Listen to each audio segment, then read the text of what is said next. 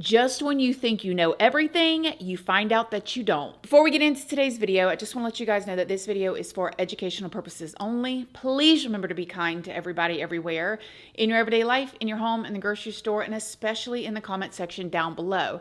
Please do not show hate to anybody, anywhere.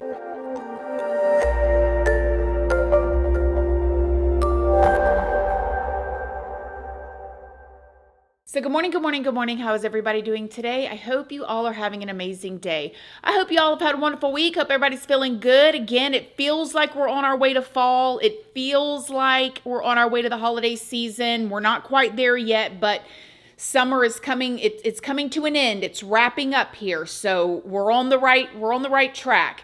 So in today's video, we are going to be talking about the documentary that recently came out on Netflix called Amy Bradley is Missing. And you guys, it has taken social media by storm. Do you hear me? Because Amy Bradley is actually still missing. And I don't typically like to do videos like this where a person has been missing and then years later they're still missing. But there are so many elements to this story. It's mind-blowing. And if you watch the documentary that recently came out on Netflix, you're going to learn more stuff today in this video that was not in the documentary on Netflix. So make sure you stay all the way to the end. Before we go any further, I did want to stop and thank today's sponsor, Factor. Living an active and healthy lifestyle is not always easy, and cooking on top of going to work and taking care of the kids and being involved in sports and relationships and friendships, it can really feel overwhelming. But Factor makes life a little less stressful with their fresh, never frozen, chef-prepared meals that are ready to eat in just 2 minutes in the microwave. And Factor gives you the flexibility to stay active without succumbing to a quick, cheap meal when you are short on time.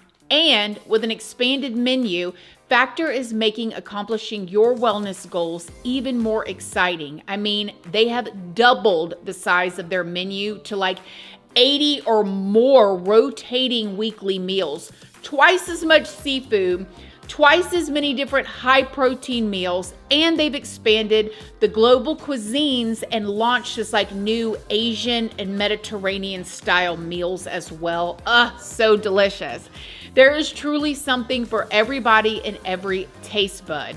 And not only does Factor help me stay fueled up with protein-packed meals, but also my newly high school son who plays football. He even looks forward to eating his Factor meals as well. And me as a mom, I definitely feel good knowing that I'm feeding my son a highly nutritious meal that's well-rounded and that's gonna help him feel strong and satisfied. If you want to try Factor, all you got to do is go to factor75.com or just click the link down in the description box and use my code Christina Randall FB50 to get 50% off for free breakfast for 1 year.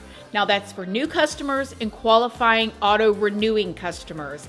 Yes, that's code Christina Randall FB50 at factor75.com to get 50% off plus free breakfast for 1 year. Thanks again, Factor. Before we get into this, I did want to remind y'all that I am not a professional. I pull all of my information from very public news sources, very public documentaries, the website. In this particular video that I'm making, I pulled information from the website that the family has created. Please go do your own research and form your own opinions. I'm filtering everything through my words and my opinions, and just don't show hate to anybody anywhere. So, okay, let me start from the beginning here. So, Amy Bradley was born on May 12th of 1974 in Petersburg, Virginia, to her parents, Iva and Ron Bradley. She also had a younger brother named Brad. Now, Amy went to Longwood University and she graduated with a degree in sports psychology. She was there on a basketball scholarship, and she was also a really strong swimmer who worked as a lifeguard. I think that that's kind of important, and you'll find out later on if you don't know why. In 1998, when Amy was 23 years old, she was working a full-time job at a steakhouse and was expected to start a new job at a computer consulting firm after her and her family went on a family cruise vacation. Ron, Amy's father, he won this like all expenses paid family cruise from his job, which sounds absolutely amazing. And to celebrate, Ron decided to bring the whole family with him. This included him, his wife, Amy, and Amy's little brother, Brad. This was on a Royal Caribbean International cruise ship, and the cruise ship was called the Rhapsody of the Seas. And this was supposed to take them to Aruba, Curacao, and Curacao is a Dutch Caribbean island under the Kingdom of the Netherlands. And I don't know if any of y'all have ever been on cruises. They are a blast. So fun. All the food included, 24-hour room service, all kinds of shows, and a lot of them have casinos on them and pools, and it's literally like a floating resort that takes you to different countries or different islands. I mean, it is a great time. So on March 21st of 1998, Amy and her family boarded the cruise ship. Then, on March 23rd, Amy and her brother Brad decided to stay up late dancing and drinking at a disco party that was on the 9th floor deck of the ship. There was a band playing called the Blue Orchid. One of the band members, Alistair Douglas, who was known as Yellow, was seen drinking and dancing with Amy that night, but he claimed that he ended up leaving the party around 1 a.m. A couple of hours later, Brad went back to the family's cabin on the 8th deck at around 3:35 a.m. The ship's system actually recorded the door entry. So when he went in, he stuck his key in the door, it recorded that time in their system. Amy ended up coming in about 5 minutes later. Now, according to Brad, Amy's little brother, he and Amy sat on the balcony and they talked for quite a while before he decided to get up and go to sleep. Brad says that Amy ended up staying on the balcony. So then between 5:15 and 5:30 a.m. on March 24th, Ron, Amy's father, briefly woke up, and he says that when he woke up, he looked over to the balcony and he saw Amy asleep on a lounge chair. Ron, again, Amy's father, then went back to sleep until around 6 a.m. When Ron woke up at 6, he says that Amy was gone and her cigarettes were gone and so was her lighter. However, her shoes were still on the balcony. They're not sure if she was barefoot at this point or maybe she put on a different pair of shoes that she brought with her. The family definitely said that they did not know how many pairs of shoes that she brought with her on the cruise. Ron, Amy's father, thought that this was completely out of character for Amy. She doesn't leave a note, nothing. There's her shoes sitting on the balcony, her cigarettes, her lighter's gone. Where's Amy? He said that he did not think Amy would normally leave the room without telling anyone where she was going, and she definitely would not leave without her shoes on. So Ron jumped up and he started searching the ship for Amy. At around 6:30 a.m., when Ron couldn't find Amy anywhere, this is when he woke up the rest of the family and told them that Amy was missing. Amy's family immediately reported her missing to the ship crew. The problem is, at this point, by the time he realized that Amy was missing, he couldn't find her anywhere, nobody knew where she was, the ship had already docked at Curacao, and it was getting ready to open the doors and let the passengers off. And there's 2,000 passengers. Amy's family went to the crew and they begged them not to let anyone off the ship until at least an announcement was made over the loudspeakers. However, the crew said that it was way too early to make a ship-wide announcement like that. And even so, they did agree to make an announcement at around 7:50 a.m. But this was after the majority of the passengers had already gotten off the ship. Now, I've seen a lot of people talking about this online saying if someone was missing, they would not allow the ship to let people off and . So I'm putting myself in the crew and the captain's shoes in this point. So somebody woke up at 6 and didn't see her. He went looking for her by 6:30, didn't find her. They pull up to dock. They're getting ready to let people off. The cruise ship sees drunk people passed out. They've gone into another room maybe with another person. They're in the bed with them. They probably see this type of thing all the time. It's not like she had been missing for 2 days or something. She had been, you know what I'm saying? So how could they hold up a whole ship of 2,000 people because one girl had been missing, as far as they knew, for 45 minutes or an hour? So I'm not blaming the cruise ship at this point. However, between 12:15 p.m. and 1 p.m., this is when the staff searched through the whole ship and they could not find Amy. Initially, authorities thought that Amy had either fallen overboard or maybe even jumped. However, the investigators did say that there was no evidence that Amy, who was a trained lifeguard, fell overboard or was pushed or even jumped. The Dutch Caribbean Coast Guard conducted a 4-day search, and the Royal Caribbean Cruise Lines chartered a boat to look for Amy, and the Coast Guard used 3 helicopters and a radar plane to assist in the search. Amy was nowhere to be found, and they believe if she had ended up in the water, something would have washed ashore. Something, anything. However, nothing ever did. Now, as a part of the investigation, witnesses that were on the ship were interviewed. 3 different witnesses claimed to have seen Amy on the upper deck with that guy Yellow, the band member that had been dancing with Amy the night before. They're saying that they saw her between 5:30 a.m. and 5:45 a.m.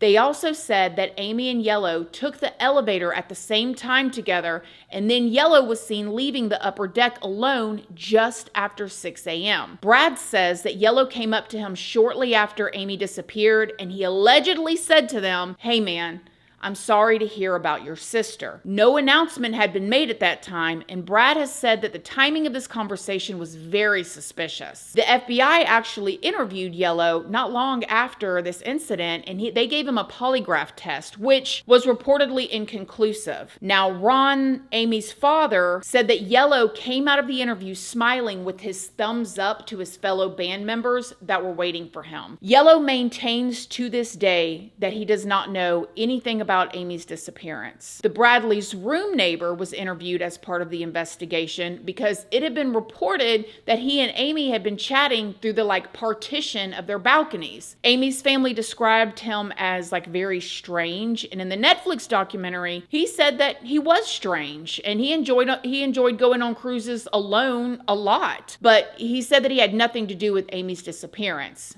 Either way, he ended up being cleared by the FBI at the time. Now, I gotta admit to y'all, when I first watched this documentary, it's a 3-part documentary. I was in the first 10 minutes of the first episode, and I'm like, how is this a 3-part documentary? It's very obvious what happened to her. I literally told my husband this, and I told one of my friends this. I'm like, how is this 3 parts? It's obvious what happened to her. She went over, unfortunately. And as I continued to watch, I kept going back and forth and my head was spinning, right? When I finished watching the documentary, and I know a lot of y'all are going to disagree with me at this point, I was still convinced that she accidentally went over some way, somehow, okay? However, getting off of the documentary, because these documentaries and stuff, they can only put so much in, and they can only put certain claims in for certain legal reasons and stuff like that. But when you start researching outside of watching these documentaries, you can find a lot more stuff. So my opinion is not quite the same anymore. As time went on, and Amy was not found, Amy's family ended up opening a tip line via phone and email.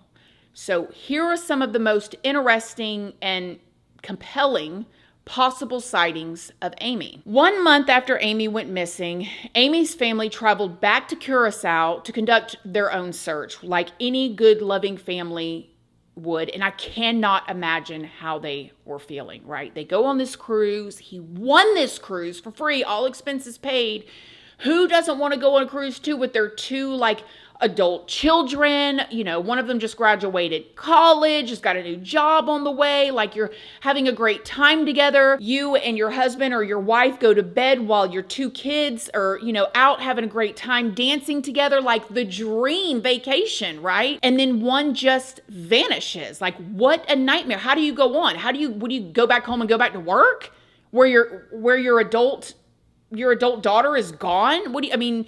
How do you go on? So they started to conduct their own search. Now, while they were back at Curacao, a cab driver actually approached them and claimed to have seen Amy the day that the ship docked. He said that Amy was running through the parking lot and she was looking for a phone to use. He said that he remembered her green eyes, which were described in the missing posters, these very distinct green eyes that Amy had. And these posters were put up all around town. In August of 1998, 2 Canadian divers claimed to have seen a woman that they believed to be Amy on a popular beach in the same area. David, one of these witnesses, said that a woman matching Amy's description was in the presence of what they described to be 2 aggressive men. David said that he actually yelled out to his friend asking if he had seen a piece of his dive gear.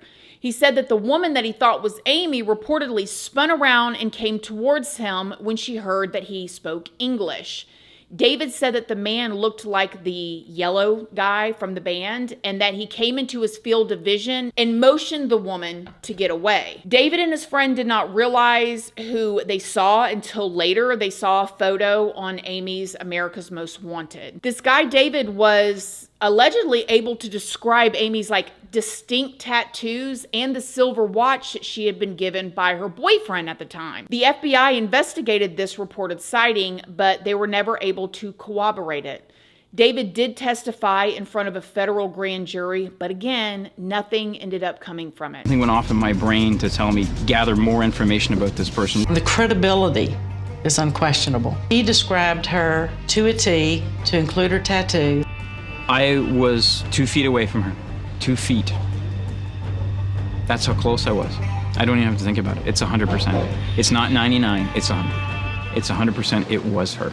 It was. Now, I'm not going to lie. I'm very skeptical about a lot of stuff. I mean, those of y'all that watch a lot of true crime, you probably are too, especially if you do a lot of researching. You realize, man, people do funny stuff. But this guy literally went and testified it in front of, the federal grand jury. Now, whether he saw who he thought he saw or not, he definitely believed that he saw her. Then in January of 1999, U.S. Navy Petty Officer William Hefner claimed to have come in contact with a woman that she said her name was Amy Bradley at a brothel in that same area. William said that he was seated at a bar when a woman approached him. Allegedly, she identified herself as Amy Bradley and was asking him for help. David said that this woman told him that she was being held against her will and that she had been on a cruise, she had gotten off the ship to buy substances, and she ended up being trapped.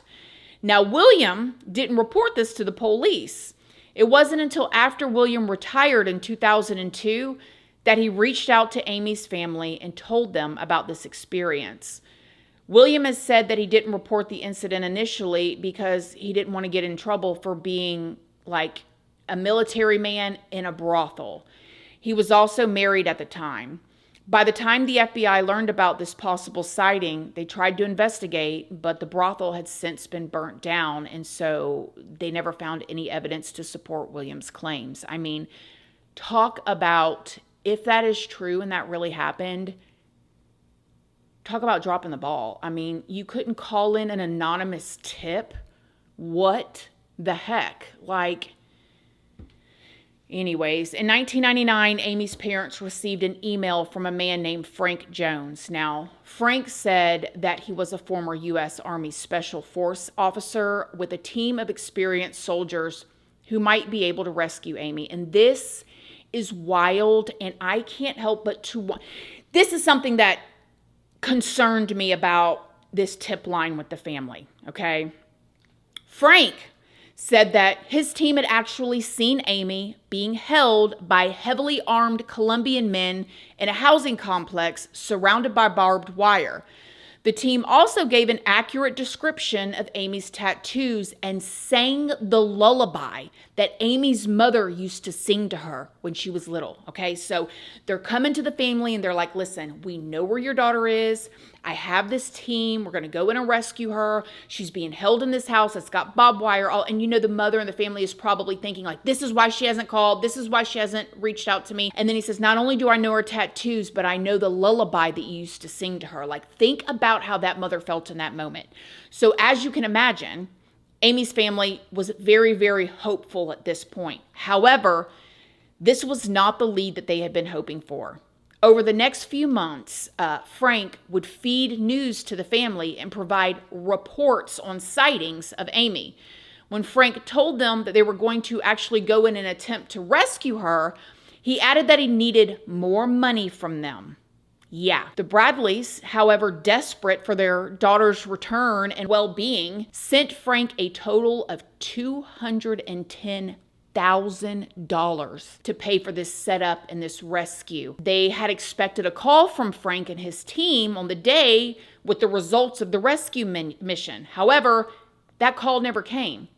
Frank had made the whole story up and had been scamming the Bradleys. Can you believe it?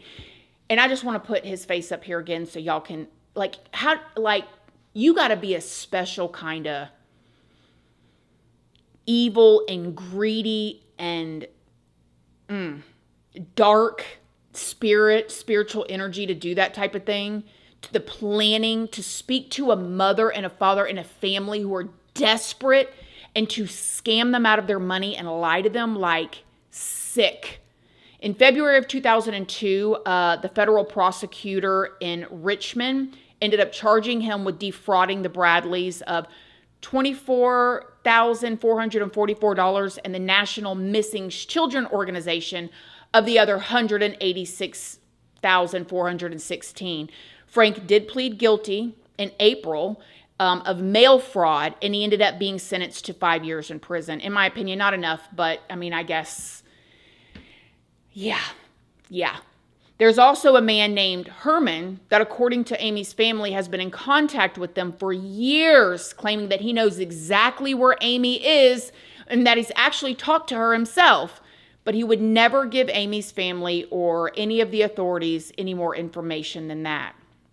In October of 2024, a group of investigators traveled to Curacao to confront this guy, and he maintained that, yes, I know where Amy is. I have seen her. I have talked to her myself. But he claimed that Amy was under the control of very powerful substance dealers. And he basically told them, listen, Amy is a very different person than she was the day that she left that ship. Like, she's not the same person that you're looking for. She's very, very different now. Which, if that's true, and if he doesn't know her, whether he knows her for real or not, you have to assume that after all these years, she is a very different person. In April of 2003, witnesses reported seeing Amy in San Francisco, California, and they said that the woman that they saw was actually watching a street musician with two men. But they said as soon as the two men realized that the witnesses were watching them, they quickly left the area. The FBI did release sketches of these two men who were believed to be with Amy at the time. Then, in March of 2005, a witness named Judy claimed to have saw Amy in a department store bathroom in Bridgetown, Barbados. Judy said that she was using the restroom when a woman came in, followed by four men who were discussing what sounded like an illegal, deal. Judy said that the woman at one point asked the men if they could stop and see the children. Now, it is unknown what children were being referenced, but it has been theorized that maybe Amy had children by this point. Judy then said at that point that the men left the restroom and she came out of the stall and spoke to this woman. She said that she believed that the woman that she saw was from West Virginia and softly said that her name was Amy. Judy, she did call the authorities and they created a composite sketch of the men based on her account. Now, nothing ever came of this lead though. However, later in 2005, Amy's parents went on the Dr. Phil show after they received a photo of a woman that looked similar to Amy. It was suggested that Amy may have been sold or two pictures were found online by a professional organization that attempts to track victims on websites that offer women. And you guys, I'm going to tell y'all right now, even when I was watching the show with my husband at this point, I saw these photos. I said, now that looks like her. That actually really looks like her to me. The website claimed that this was a worker named Jazz in Venezuela. The authenticity of the pictures could not be determined by the FBI, so the lead was another dead end. But a professional forensic artist and law enforcement officer did a forensic analysis and determined that these photos were of Amy. In 2010, and this is, how did this happen? This is how did this actually happen? In 2010, a jawbone washed ashore in Aruba. Now, initially, it was thought that it could be the jawbone of Natalee Holloway. However, it was later determined not to belong to Natalee Holloway. But it was determined that it belonged to a human from a Caucasian origin. No further testing was ever done despite this. How? Y'all don't keep it? You don't test it again? You don't that to me is the most bizarre dropping of the ball again. In this case, in somebody else's case who is missing somebody that they love. I mean, jawbones just don't grow in the ocean. Nevertheless, there are so many theories regarding what could have happened to Amy. Some think, again, that Amy fell off of the balcony or maybe even jumped. However, the investigators initially determined that the guardrail on the balcony was too high for Amy to just fall over. And they also do not believe that she was pushed or that any kind of foul play occurred on the balcony. So some wonder if she intentionally jumped off. But Amy's family and an ex-girlfriend have said that they do not believe that at all. Amy was looking forward to starting this new job that she had. She allegedly had a boyfriend at the time, which this is so confusing to me because there was a girlfriend at the end of the documentary. There was just all these other theories that were going around, but then it said that she did have a boyfriend that she loved very much at the time, but then there were some confusions of maybe she jumped off the balcony or some theories that maybe she jumped off the balcony because she was struggling internally with who she wanted to be with and stuff like that. However, this ex-girlfriend nor the family or pretty much anybody that I have seen online that knew her thought that she had any problems in her life or showed any signs to want to end it all. Then there are those that think that Yellow must have done something to Amy, that he either hurt her himself or he taken her and sold her. But again, Yellow maintains his innocence. Yellow did an interview with the YouTube channel True Crime This Week Investigate about 9 months ago. So before the Netflix documentary actually came out, and he said this, which people thought was suspicious. So there were these two women that were recently interviewed that were there on that cruise too, that they thought they saw Amy and you head back up to the Viking Lounge after it closed. No, didn't happen. First of all, the keys that we use, and I did not even know that until this thing happened. The card keys that we use for our doors to go into the room. So once I went down and we went into my room, it would read the time you came in. Oh. And I never really knew that. As I said, I was a young boy. All this technology was not known to me. Yeah. So they knew when you went back to your stateroom. I only got to know that the following day. And if y'all heard that, Yellow said we instead of I. And a lot of people was really pointing that out seems suspicious. In the Netflix documentary, Amy's family said that there was a professional photographer taking photos of guests on the ship. And if you've ever taken a cruise, you know this. There's people that walk around with cameras. They take photos and then they try to sell them to you. You can go to this certain area and the photos are all up on the wall. You go and you find your photos, you pay for them and you keep them, okay? These photos were printed and they were put out for sale at this stall area on the ship. Allegedly though, when Amy's family went to go and buy their photos, the person selling them allegedly told them that someone had already came and purchased all of them. What? Yellow's daughter, who's actually an adult now, and she was in the Netflix documentary too, she claimed that Yellow, which again is her father, got caught by her mother coming home with a bunch of photos of these random women in his suitcase. Now, Yellow has since claimed that these were photos of him and his band taking pictures with guests. And he said that they weren't just random photos of guests by themselves. They were him and his band with the guest members. But at the end of the day, Amy's family seems to believe that Amy's disappearance was the result of a well-planned and organized group effort, including several people on the ship. They believe that she was taken and possibly sold. They hope that she's still out there and that they'll find her one day. Brad, Amy's brother has created an X and a TikTok account where he goes into more detail on his possible theories. Regardless, Amy's family is definitely determined to find out what happened to her, and they still celebrate her birthdays every year, and they include her in other family milestones. They even still have her car, which, oh my gosh, you guys, they're waiting for her to come home. The FBI is currently offering a reward for up to $25,000 for any information that could potentially lead to the finding of Amy and lead to the arrest and conviction of the person responsible for her disappearance. Amy's family is also offering a $250,000 reward for information that leads to her safe return and $50,000 reward for information leading to her current location. What do I think? Again, in the beginning, I really thought that she went overboard. Unfortunately, that's something that happens. I know that the locals said there that if she would have went overboard, because they were pulling into dock at the time. It's not like they were just like out in the middle of the ocean, but there were locals that said that if she would have went overboard, she would have washed up onto shore. However, growing up on the beach, living in Florida, unfortunately, there are those times where people go underwater and they never come back up again. There's something like that just happened out here recently, and it does happen. So I thought she probably went overboard.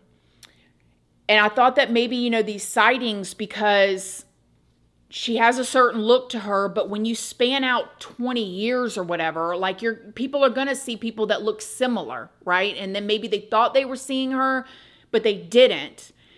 However, those photos that were on Dr. Phil, man, those look like her. And I am tending to lean towards the fact that maybe she had been taking something that night with maybe the band members or something like that, because a lot of partying goes on cruise ships, especially back in the day. I mean, if you saw the photos of Yellow dancing and playing at nighttime, I mean, he had his sunglasses on at nighttime. And I know that used to have a meaning back in the day, wearing your sunglasses at night. If you know, you know. And I tend to wonder if she was on something and she thought that once she got to that next dock, she was going to get off and get some more like party favors. And when she got off, she got herself into a situation that she couldn't get out of. I don't know. It's so hard to believe that she, after all these years, never found a way to reach back out to her family. But then again, my own biological mother left when I was 3 years old, and nobody's ever seen her since too. So it does happen. And she went to another country with a guy, and she's still gone. So it does happen. Let me know what you think in the comment section down below. Other than that, I love you guys so much. Thank y'all so much for watching this video, and I'll see y'all in the next one. Love you guys. Bye.